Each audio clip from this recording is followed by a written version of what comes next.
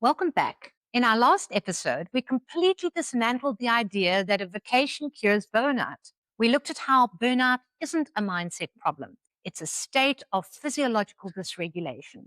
We talked about how your body gets stuck in a threat detection loop and why cyclic sighing is a powerful tool to begin breaking that loop. But today, we're going much deeper.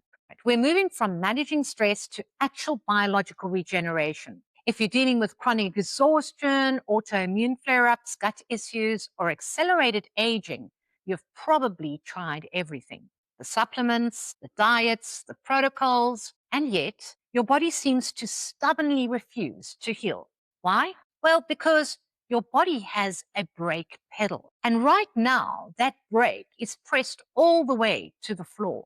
I'm Beverley Schafer, and this is Sovereign Conversations, a podcast that focuses on how we reclaim sovereignty over our own biology, our leadership, and our lives so that we can govern ourselves from the inside out. Today, we're going to talk about the vagal brake. We're going to look at the exact mechanism your nervous system uses to shut down cellular repair, and I'm going to give you a completely different angle on how to release it using your environment, your voice, and your neuroception. Let's get into it. If you're watching this on YouTube, I have an image up on the screen right now. And if you're listening on audio, you can find this graphic in the show notes. I want you to look at it because it perfectly illustrates what is happening inside your body right now. In regenerative medicine, there is a hard biological rule: defense and repair are mutually exclusive. When your body detects a threat, it mounts a defense. It spikes cortisol. It thickens the blood. It prepares for impact. But to fund that massive energy expenditure, it has to pull resources away from long-term projects. It shuts down digestion. It stops repairing collagen. It halts immune modulation. The mechanism that controls this is the vagus nerve, cranial nerve 10. It wanders from your brainstem all the way down through to the heart, your lungs, and your gut. Dr. Stephen Porges, the founder of the polyvagal theory, talks about something called the vagal brake. Think of it, your heart, as an engine that naturally wants to beat very fast. The vagus nerve acts as a brake pedal on that engine. And when you look at the graphic, you see the two distinct states. When the vagal brake is engaged, you feel safe and connected and in control. Your breathing is calm and deep with slow, steady exhales. Your heart beats at a steady 60 to 80 beats per minute. Your posture is relaxed. Your jaw is unclenched. And socially, you're open and engaged. This state supports regulation, calm, and connection. Most importantly, this is the only state where your body will allow cellular repair to happen. But look at the other side. When your nervous system detects danger, it releases the vagal brake. Your heart rate shoots up 100 to 150 beats per minute or more. Your breathing becomes shallow, rapid, upper chest breathing. Your muscles tighten, your jaw clenches, and you feel a profound sense of danger and disconnection. You become withdrawn, reactive, isolated. This state supports survival and protection. And the problem for high capacity leaders or creators or business builders is that we've trained our bodies to keep that vagal brake released permanently. We live in a constant state of low grade mobilization. And here's the critical piece: you cannot heal while the vagal brake is released. You can take all the expensive peptides and stem cells in the world, but if your nervous system is signaling danger, then your cells will not utilize them for repair. They're too busy trying to survive. As the graphic says at the bottom, the vagal brake is not about staying calm all the time. It's about having the ability to return to calm. You can strengthen this brake right now through slow breathing, mindful movement, social connection, and rest. So how do we re-engage the brake? How do we build that ability to return to calm? The last episode, we talked about breath work, but today I want to talk about something even more foundational. I want to talk about neuroception. I have another graphic up here on the screen right now, and this one is more vital for anyone who feels like the environment is constantly draining them. You see, neuroception is your nervous system's subconscious radar. It is the automatic, unconscious detection of safety, danger, or life threat. And before your conscious mind even registers in your room, the nervous system has already scanned it. Think about that. You walk into an office, and before you even formed a conscious thought about the decor or the people around you, your nervous system has already decided if you're safe or if you need to prepare for an attack. If you want to heal, you have to engineer an environment that signals absolute safety to your neuroception.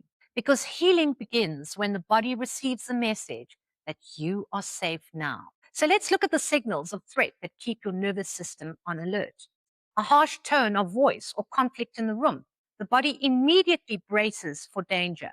Chaos, noise, or unpredictability. This increases your vigilance. Your brain has to spend massive amounts of energy trying to predict what will happen next. Tension in the faces of people or body language. Those are social threat cues. Bright, overstimulating environments, harsh overhead fluorescent lights causes sensory overload. Feeling judged, rushed, or unsafe. This immediately disconnects regulation. If your workspace or your home is filled with these threat cues, your vagal brake will stay released. You will stay in survival mode. Now let's look at the signals of safety that help the nervous system settle. This is how you curate your environment. Warm tone of voice, calm, gentle communication, soft lighting and soothing spaces, creating a predictable, comfortable environment. Switch to warm, low-level lighting in the evening to signal the end of the day. Friendly faces, eye contact. This kind of thing creates social connection and co-regulation. Slow breathing and a relaxed posture. Your body receives a physical cue of safety. Rhythm, routine, and rest. Consistency helps regulation. Eliminate digital interruptions during deep work.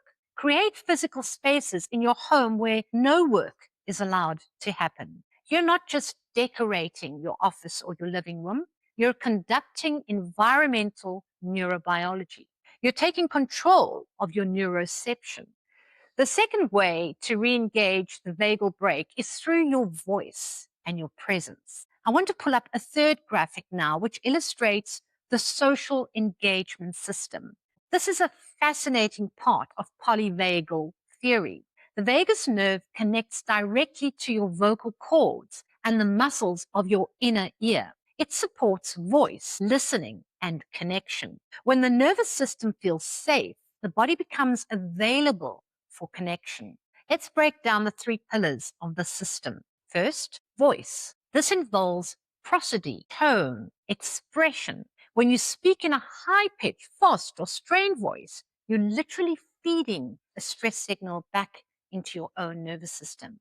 But when you consciously lower your pitch of your voice, slow your cadence, and speak with resonance from your chest rather than the throat, you stimulate the vagus nerve. The vibration in your vocal cords manually massages the vagus nerve, sending a massive safety signal to your brain and to your heart. Second, listening. The muscles in your inner ear actually tune themselves to the human sound when you're in a regulated state. When you're in fight or flight, your ears tune to low frequency predator sounds or high frequency distress sounds. When you regulate, you can actually hear the nuance in human conversation better. And third, connection. This supports safety and relating. It involves your voice, your listening, and your facial expressions. As a leader, understanding social engagement systems is a superpower. When you walk into a chaotic boardroom and you speak with a slow, resonant, regulated voice, you don't just calm yourself down. Because human nervous systems co-regulate, your vocal tone actually reaches out and re-engages the vagal brakes of everyone else in the room. You become the anchor. You dictate the frequency of the room, not through force or volume, but through profound regulated safety. You cannot force your body to heal. You can only create the conditions of safety that allow it to heal itself. Understanding your vagal brake curating your environment for safe neuroception, and mastering your social engagement system. These are steps to reclaiming your biology. But once you've created that safety, your body needs fuel to actually do the rebuilding. And that brings us to the final piece of this trilogy. Next time, we're diving into the powerhouse of your cell, your mitochondria.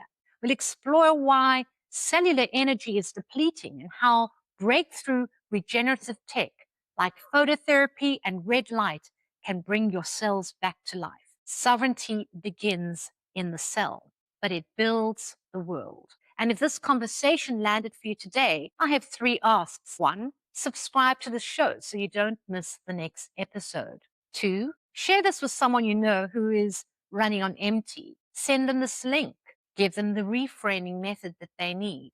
And 3, when you're ready to go deeper on the nervous system literacy, on the full protocols and how to integrate this into your life and your leadership, come over to Sovereign Conversations on YouTube or visit the link in the show notes to explore how we can work together. This is just the beginning. Govern with vision, lead with frequency, and live in sovereignty. I'll see you next time. This is Beverley Schafer, and this is Sovereign Conversations.